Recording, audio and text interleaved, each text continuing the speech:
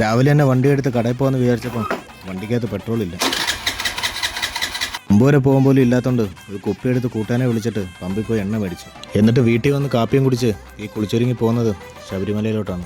മാസത്തൊഴിലിന് 2 മാസം പോയ പിന്നെ അത് പിന്നെ ഒരു ശീലമാകും. എന്തൊക്കെ കാര്യങ്ങൾ ഒഴിവാക്കേണ്ടി വന്നാലും ഈ ഒരു കാര്യം ഒഴിവാക്കാറില്ല. ഒന്ന വഴിക്ക് വണ്ടിയൊക്കെ നിർത്തി വെള്ളമൊക്കെ കുടിച്ചിട്ടാണ് യാത്ര തുടങ്ങുന്നത്. ശബരിമല യാത്ര എപ്പോഴും മനസ്സിന് ഭക്തിയും മുഖത്ത് സന്തോഷം നിറഞ്ഞൊരു യാത്രയായിരിക്കും. ഇത് ശബരിമല പാതയിലെ ചരിത്ര പ്രസിദ്ധമായ അയ്യപ്പ പൂങ്കാവന സ്മാരകമാണ്. പിന്നെ പോകുന്ന വഴിക്കാണ് റോഡ് സൈഡിൽ ഒരു കച്ചവടം കണ്ടത്. ഇത് പശ്ചിമാട്ടത്തിൽ മാത്രം കാണപ്പെടുന്ന ഒരു അപൂർവ ഫലവർഗ്ഗമായ മുട്ടിപ്പഴമാണ്. കട്ടിയുള്ള പുറന്തോടും അകത്ത് റംബുട്ടാൻ പഴത്തിന് പോലെയാണുള്ളത്. എന്തായാലും ഞങ്ങളും കൂടെ കുറച്ച് മേടിച്ചിട്ടുണ്ട്. അങ്ങനെ കാനനപാതയിലൂടെയുള്ള യാത്രയ്ക്കൊടുവിൽ ഞങ്ങൾ പമ്പയിലെത്തി. സീസൺ അല്ലാത്തതുകൊണ്ട് തന്നെ പമ്പയുടെ പാർക്കിങ്ങിൽ തന്നെ നമുക്ക് വണ്ടി ഇടാനായിട്ട് പറ്റി. ശബരിമല യാത്രയിൽ പമ്പ കാണുമ്പോൾ തന്നെ നമുക്ക് പാതി യാത്രാക്ഷീണം മാറിക്കിട്ടും. ശബരിമല യാത്രയുടെ ഹൃദയം എന്ന് വിളിക്കുന്ന പുണ്യനദി അതാണ് പമ്പ. അങ്ങനെ പമ്പയിൽ നിന്നൊരു ചായയൊക്കെ കുടിച്ച് ഞങ്ങൾ ആദ്യ ചൂട് വെച്ചു ശബരിമലയിലേക്ക്. പമ്പയിൽ നിന്ന് ശബരിമലയിലേക്ക് 5 കിലോമീറ്ററാണുള്ളത്. ഇപ്രാവശ്യം സീസൺ അല്ലെങ്കിൽ കൂടി അത്യാവശ്യം തിരക്കുണ്ടായിരുന്നു.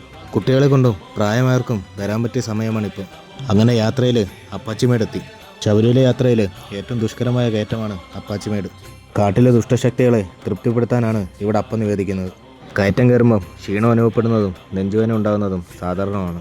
ഇതൊഴിവാക്കാൻ ദേവസ്വം ബോർഡും ആരോഗ്യവകുപ്പും ഇവിടെ ഒരുപാട് വിശ്രമ കേന്ദ്രങ്ങൾ ഒരുക്കിയിട്ടുണ്ട്.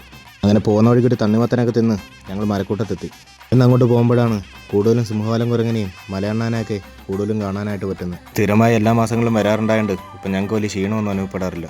ഇത് കാടിനുപരി അയ്യപ്പൻ്റെ പൂങ്കാവനമാണ്.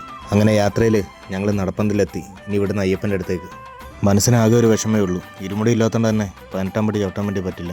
അങ്ങനെ ദിവസങ്ങൾ കാത്തിരിപ്പിനൊടുവിൽ ഞങ്ങൾ അയ്യപ്പനെ കണ്ടു. ശേഷം മാളികപ്പുറത്തമ്മയെ കണ്ടു കഴിഞ്ഞപ്പോൾ ഈ യാത്ര പൂർണ്ണമായി. യാത്രകൾ ഇവിടെ അവസാനിക്കുന്നില്ല. അയ്യപ്പൻ്റെ അനുഗ്രഹം എല്ലാവരുടെയും കൂടെ ഉണ്ടാവും. അപ്പോൾ പോയിട്ട് വരാം.